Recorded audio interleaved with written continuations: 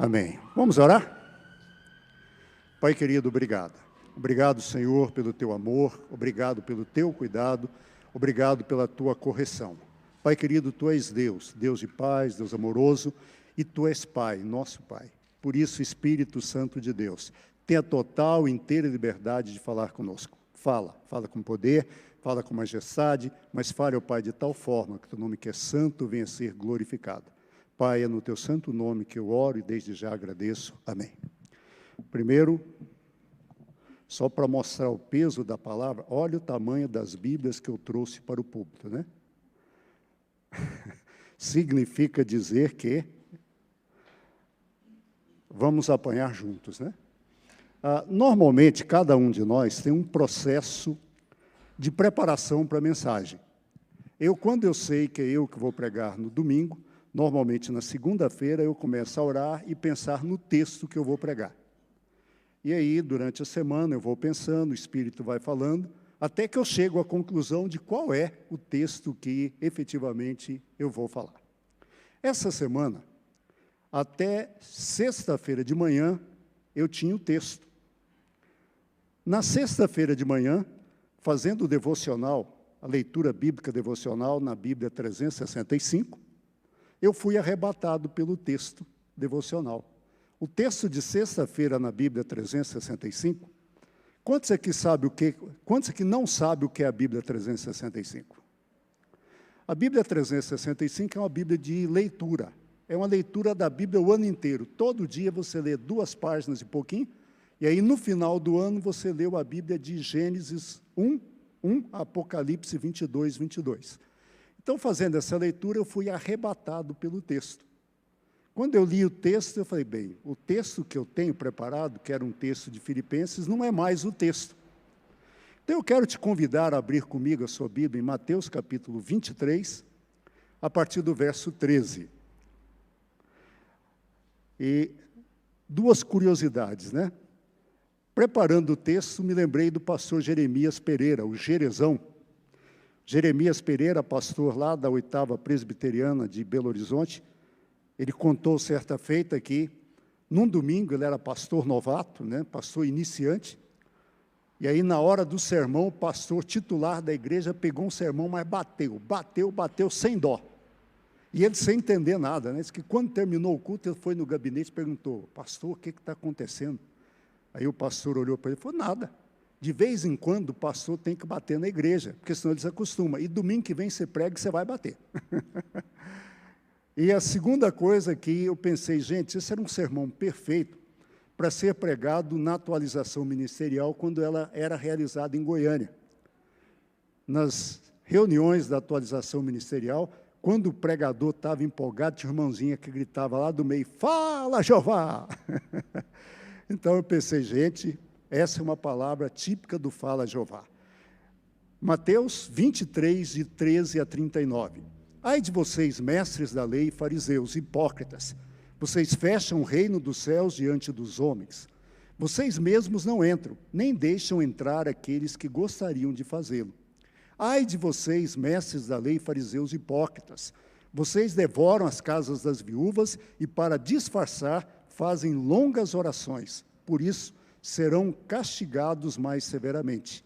Ai de vocês, mestres da lei, fariseus hipócritas, porque percorrem terra e mar para fazer um convertido, e quando conseguem, vocês o tornam 2 vezes mais filho do inferno do que vocês. Ai de vocês, guias cegos, pois dizem, se alguém jurar pelo santuário, isto nada significa, mas se alguém jurar pelo ouro do santuário, será obrigado por seu juramento. Cegos, insensatos, o que é mais importante, o ouro ou o santuário que santifica o ouro? Vocês também dizem, se alguém jurar pelo altar, isso nada significa, mas se alguém jurar pela oferta que está sobre ele, está obrigado por seu juramento. Cegos, que é mais importante, a oferta ou o altar que santifica a oferta? Portanto, aquele que jurar pelo altar, jurar por ele, jura por ele e por tudo que está sobre ele. E o que jurar pelo santuário, jura por ele e por aquele que nele habita. Aquele que jurar pelo céu, jura pelo trono de Deus e por aquele que nele se assenta. Ai de vocês, mestres da lei, fariseus hipócritas, vocês dão o dízimo da hortelã, do endro e do cominho, mas têm negligenciado os preceitos mais importantes da lei, a justiça, a misericórdia e a fidelidade. Vocês deveriam praticar essas coisas sem omitir aquelas, guias cegos. Vocês coam um mosquito e engolem um camelo. Ai de vocês, mestres da lei, fariseus hipócritas, vocês limpam o exterior do copo e do prato, mas por dentro eles estão cheios de ganância e de cobiça. Fariseu cego, limpe primeiro o interior do copo e do prato, para que o exterior também fique limpo. Ai de vocês, mestres da lei, fariseus hipócritas, vocês são como sepulcros caiados, bonitos por fora, mas por dentro estão cheios de ossos e de todo tipo de imundície. Assim são vocês, por fora parecem justos ao povo, mas por dentro estão cheios de hipocrisia e de maldade. Ai de vocês, mestres da lei e fariseus hipócritas, vocês edificam os túmulos dos profetas e adornam os monumentos dos justos, e dizem, se tivéssemos vivido no tempo dos nossos antepassados, não teríamos tomado parte com eles no derramamento do sangue dos profetas. Assim, vocês testemunham contra si mesmos que são descendentes dos que assassinaram os profetas. Acabem, pois, de encher a medida do pecado dos seus antepassados. Serpentes, raça de víboras, como vocês escaparão da condenação do inferno? Por isso, eu lhes estou enviando profetas sábios e mestres. A uns vocês matarão e crucificarão, e outros açoitarão nas sinagogas de vocês e os perseguirão de cidade em cidade. E assim, sobre vocês recairá todo o sangue justo derramado na terra, desde o sangue do justo Abel até o sangue de Zacarias, filho de Baraquias, a quem vocês assassinaram entre o santuário e o altar. Eu lhes asseguro que tudo lhes sobrevirá a essa geração. Jerusalém, Jerusalém, você que mata os profetas e apedreja os que lhes são enviados. Quantas vezes eu quis reunir os seus filhos como a galinha reúne os seus pintinhos debaixo das suas asas, mas vocês não quiseram. Eis que a casa de vocês ficará deserta, pois eu lhes digo que vocês não me verão mais até aquele dia em que dirão, bendito é o que vem em nome do Senhor. Amém?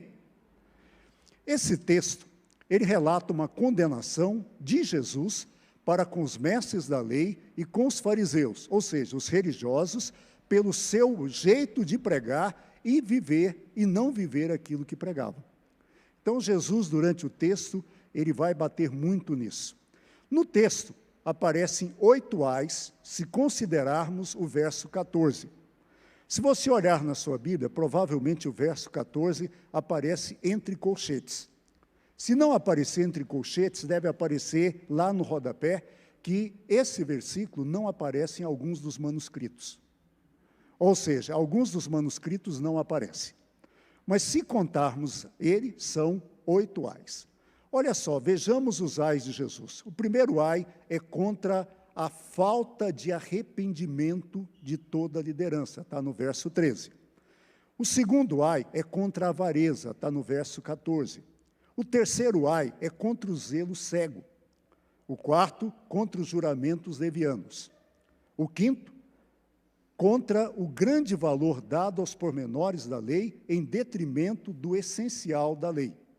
O sexto, contra a aparência exterior ostentada por eles. O sétimo, a demonstração, o fato é contra demonstrar aquilo que na verdade não eram. E o oitavo é contra a veneração fingida que tinham pelos profetas e pelos justos.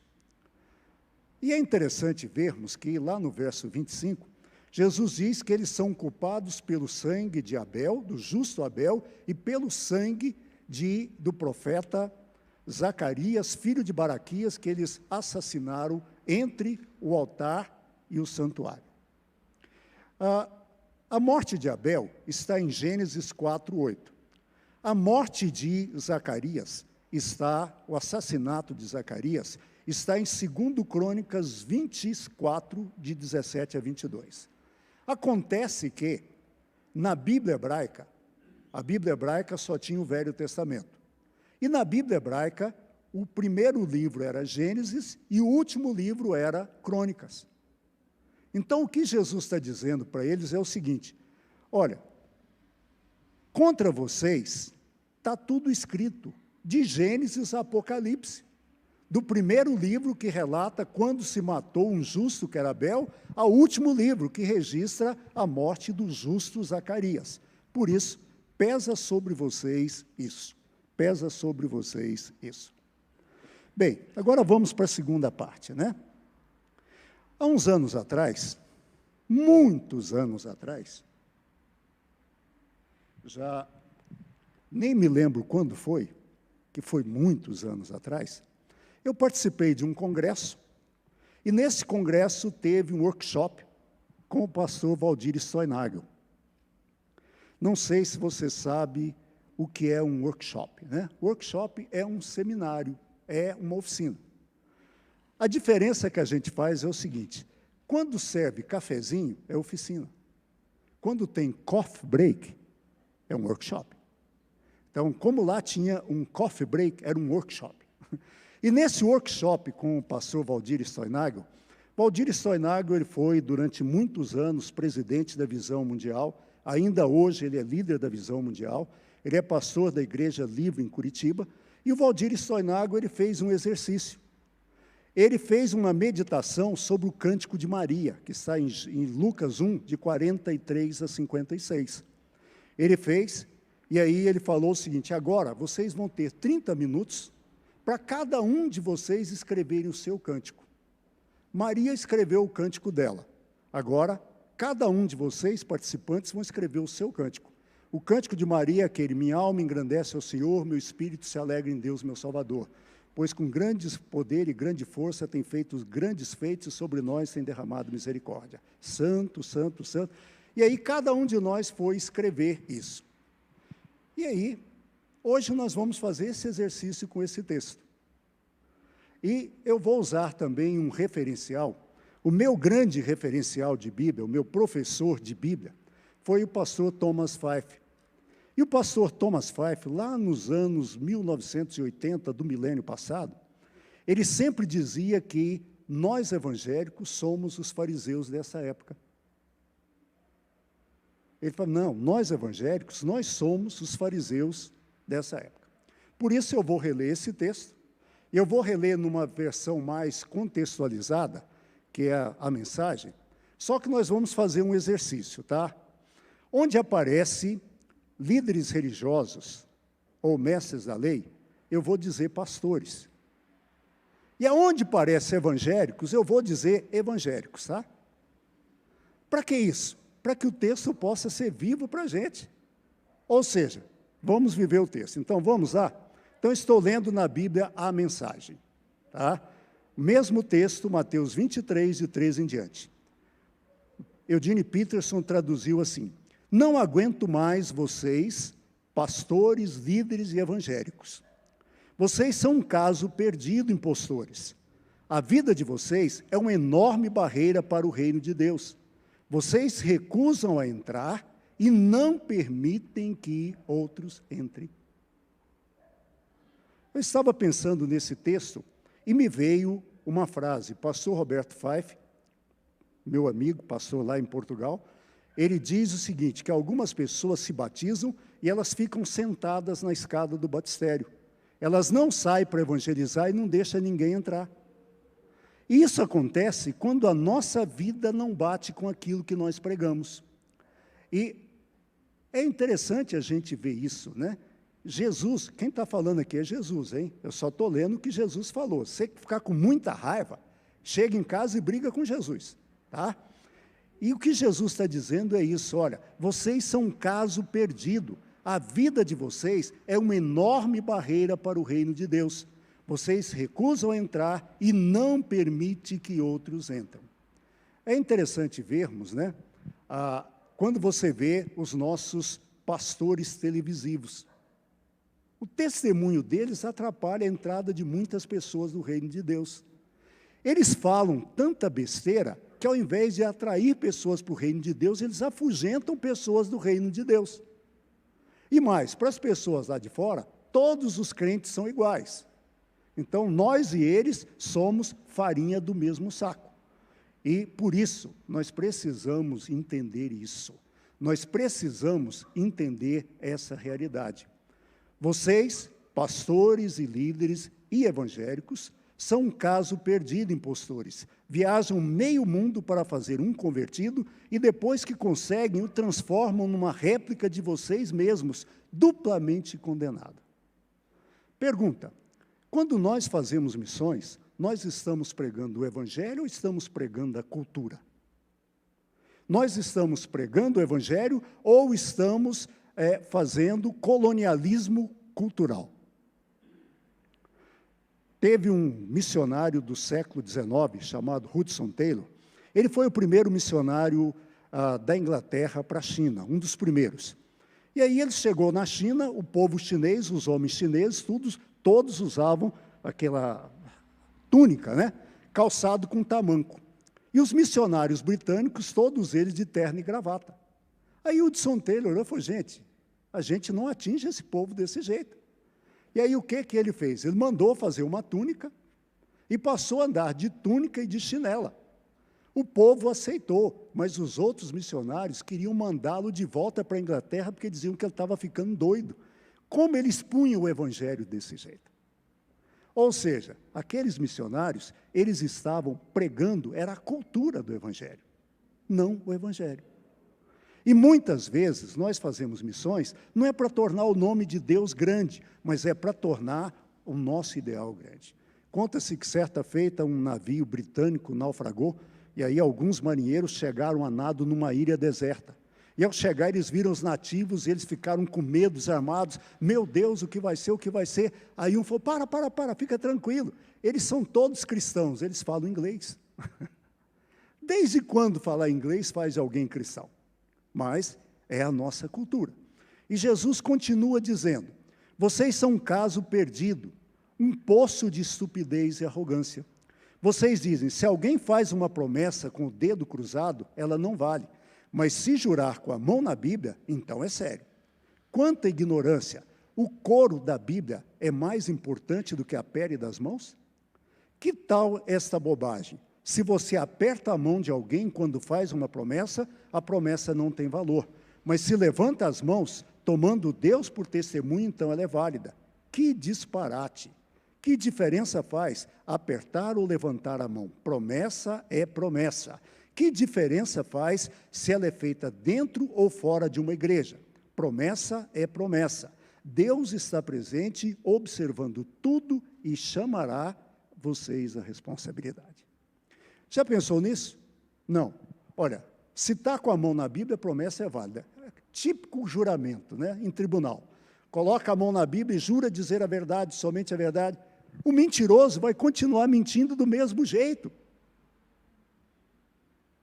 Ou seja, juramento, gente, é juramento. E eu me lembrei da minha época de menino. Quem já foi menino lembra disso, né? Juro por Deus, se não for verdade, eu quero que a minha mãe morra. Quem nunca jurou isso, né? Aqueles que não eram assim muito crentes diriam: quero que Santa Luzia fura meu zóio. Gente, juramento, por isso que Jesus nos disse: não jureis, a vossa palavra tem que ser sim, sim, ou não, não. O que passar disso é de procedência maligna. E no texto, que Eugene Peterson maravilhosamente adaptou, ele está dizendo isso: olha, a pessoa fala: bem, eu jurei com o dedo cruzado, não vale. Espera aí, não importa como está o seu dedo. E, gente, esse negócio é tão complicado que, na época que se falava muito em batalha espiritual na igreja, tinha uma preletora que dizia o seguinte: quando você for orar, não cruza os braços, porque senão Deus não ouve. Gente, que Deusinho fraco, não? Se eu cruzar o braço, ele não ouve? Ele fica surdo só porque eu cruzo o braço? Para com isso. Deus escuta a oração do coração, não a posição das mãos. E é interessante vermos que os fariseus e nós, evangélicos, nós somos extremamente parecidos. Continuando o texto. Vocês, pastores, líderes e evangélicos, são um caso perdido, impostores. Mantêm registros contábeis meticulosos, dão o dízimo de cada centavo que ganham, mas no essencial da lei de Deus, coisas como justiça, compaixão e compromisso, absolutamente básicas, vocês deixam de lado, sem nenhum remorso. A atitude cuidadosa tem o seu valor, mas a essência é indispensável. Vocês não imaginam quão tolos parecem escrevendo uma história de vida equivocada do princípio ao fim, nessa preocupação de pontos e vírgulas. Ou seja, não adianta dar o dízimo de tudo se você não ama. Não adianta dar o dízimo de tudo se você rouba aos outros. Não adianta dar o dízimo de tudo se você não é honesto nas suas atitudes. É isso que Jesus está dizendo. Jesus está dizendo o seguinte, olha, você deve dar o seu dízimo. Ele não está condenando isso, não. Só que você não pode esquecer das outras coisas. Porque algumas pessoas acham que dar o dízimo é o passaporte para ele fazer o que ele quiser. Não, olha, eu sou cristão. Não, não, o dízimo é só um agradecimento que nós fazemos a Deus por tudo que Ele nos dá. Mas Deus exige de nós coisas tais como Ele fala aqui, muito claros: justiça, compaixão e compromisso. É interessante essa questão de justiça. Outro dia, eu fui estacionar o carro e barbeirei. Encostei no para-choque de um carro que estava parado. Desci, fui lá no Sesc, resolvi o que eu tinha para resolver, e na saída, eu olhei, eu não tinha caneta. Aí eu passei no balcão, falei, você poderia me emprestar um pedacinho de papel e uma caneta? A menina falou, a caneta está aqui, o papel o senhor pega ali com ele. E aí, eu deixei o telefone no carro, falei, perdão, encostei no seu carro. Me liga, manda consertar e me liga. À tarde, a pessoa me ligou, senhor, eu sou a dona do carro. Eu falei, perdão, eu encostei no seu carro, manda arrumar e me diz quanto foi.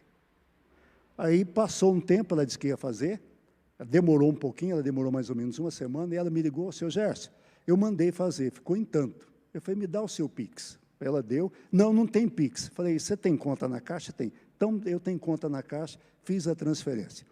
Depois ela me mandou a mensagem, obrigado por ser honesto. E eu fiquei pensando, gente, não tem nenhuma virtude em ser honesto. Ser honesto é obrigação. Simplesmente obrigação. É isso que nós temos que ser, por quê? Porque nós somos cristãos. Se nós somos cristãos, nós temos que ser diferenciados. É isso que faz toda a diferença.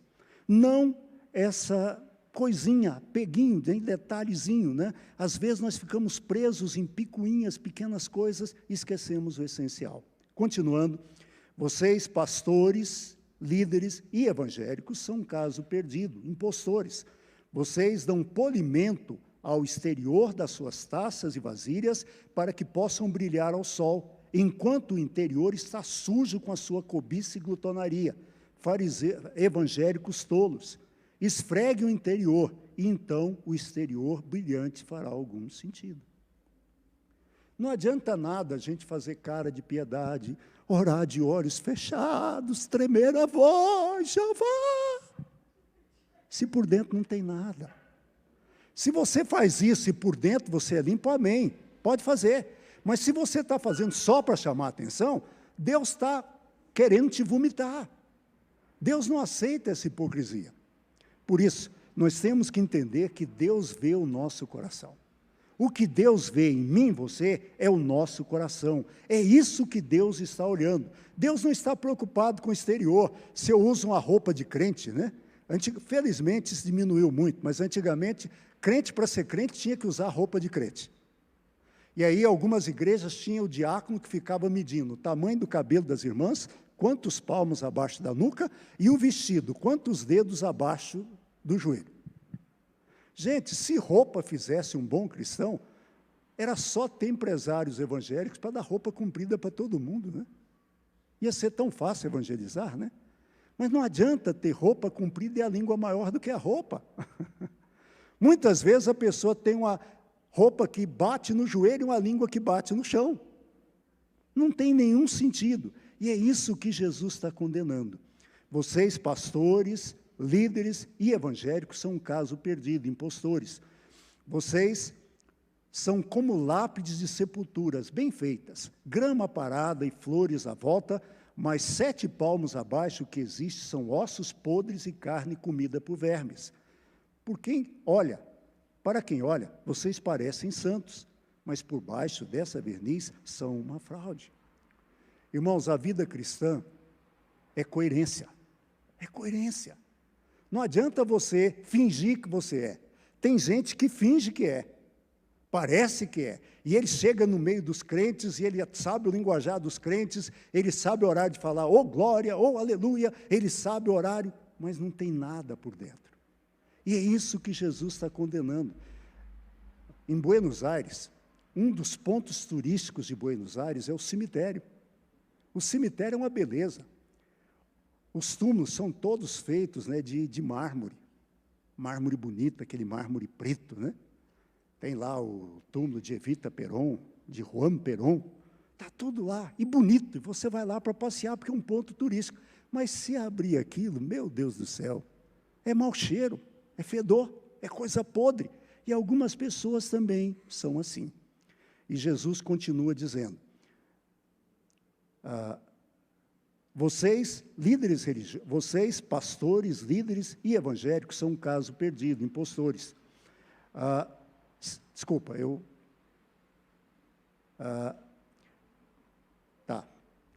Vocês constroem túmulos de granito para os profetas e monumentos de mármore para os santos. Dizem que se tivessem vivido no tempo dos seus antepassados, não teriam sangue nas mãos. Conversa. Vocês e aqueles assassinos são farinha do mesmo saco. E cada dia vocês acrescentam homicídios à sua ficha criminal. Quantos aqui, inclusive eu, já falei, íngua danada foi Adão, né? Se Adão não tivesse pecado, a gente não ia morrer. Se Adão não tivesse pecado, a gente não ia estar vivendo essa vida, nessas dificuldades que a gente tem.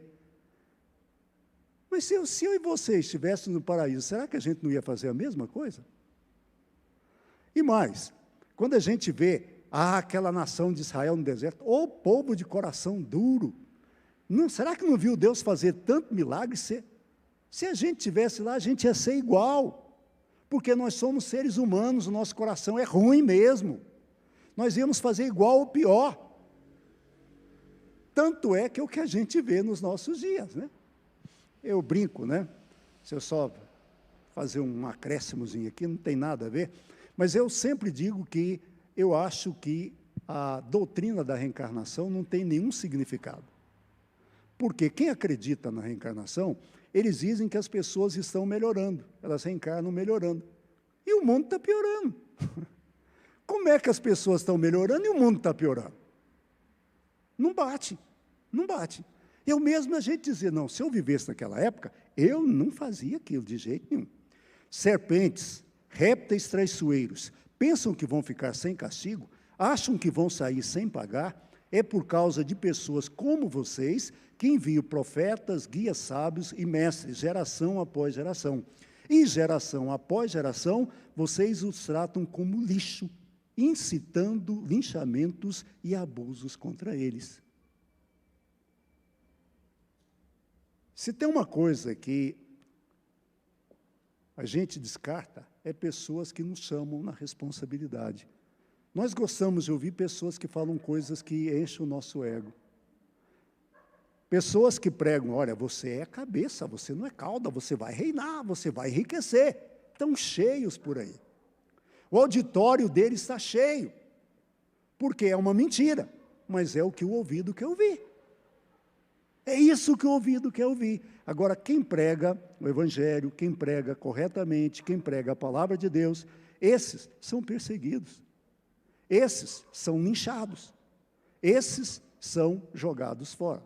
Há uma coisa que vocês não podem evitar. Cada gota de sangue justo derramado na terra, começando pelo sangue de Abel, um homem bom, até o sangue de Zacarias, filho de Baraquias, assassinado por vocês enquanto orava, está sobre a cabeça de vocês. Afirmo que tudo isso será cobrado de vocês.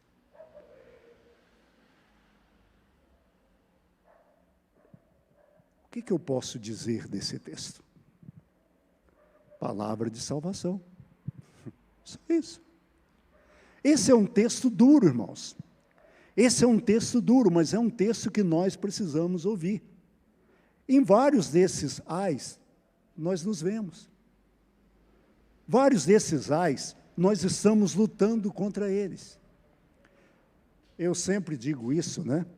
Eu mudei o meu conceito. Antigamente, eu achava que hipócrita é quem prega o que não vive.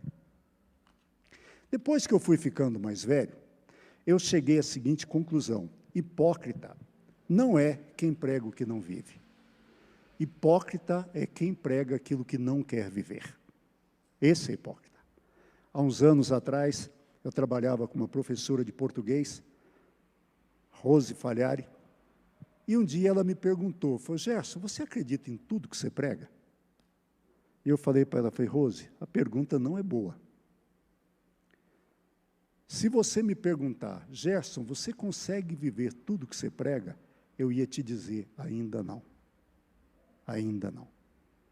Mas se eu não acredito, eu não prego.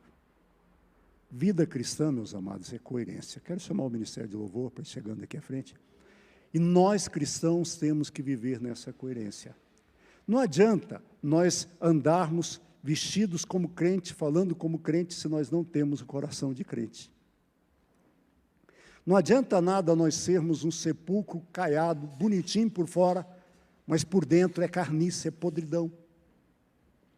Não adianta nada nós falarmos que somos dizimistas e não sermos misericordiosos, não sermos compassivos e não termos empatia pela dor alheia. O que Jesus nos ensina é isso. Dê o seu dízimo, mas tenha esses princípios. Por isso, vamos deixar de lado essas picuinhas, né? Esses detalhezinhos que nós gostamos tanto, né? A gente fica querendo ser porteiro do céu. Quem vai entrar no céu? Não, opa, você não vai entrar no céu, não. Você não é da minha igreja. Opa, você não vai entrar, não. Olha o que você está falando. Opa, você não vai entrar no céu. Você está cantando música do mundo. Você não para com isso. Nós não somos porteiros dos céus. Esse foi o primeiro para com isso, tá? Esse foi o primeiro. Por isso, precisamos entender que nós não somos porteiros dos céus. Nós somos apenas testemunhas do Senhor Jesus. O Ministério de Louvor vai nos conduzir numa canção e logo após nós vamos orar.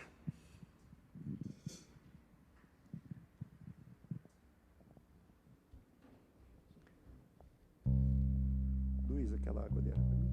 Hein, Luiz? Luiz, aquela água dela para mim? Aquela água dela para mim? Obrigado.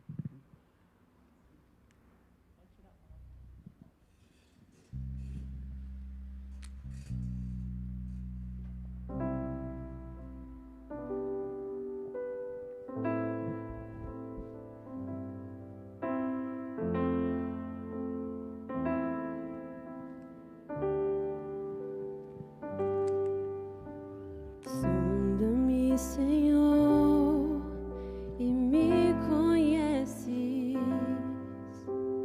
Quebranta o meu coração. Transforma-me conforme a tua palavra e enche-me até que em mim se ache só ti. E então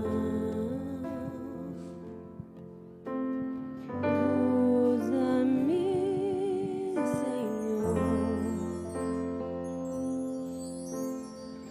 usa-me como um farol que brilha à noite, como ponte sobre as águas, como abrigo no deserto, como flecha que acerta o alvo. Eu quero ser usado da maneira que te agrade, em qualquer hora e em qualquer lugar.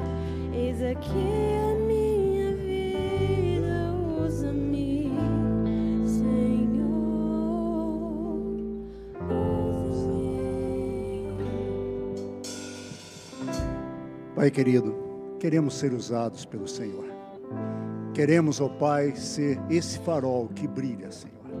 Mas para sermos esse farol, precisamos viver para a honra e glória do Teu nome. Pai querido, ajuda-nos, ó Pai, a termos integridade de vida. Ajuda-nos, ó Pai, a sermos coerentes no nosso viver. Pai querido, vida cristã não é uma religião. Cristianismo é estilo de vida. Que o nosso estilo de vida possa ser segundo a Tua palavra.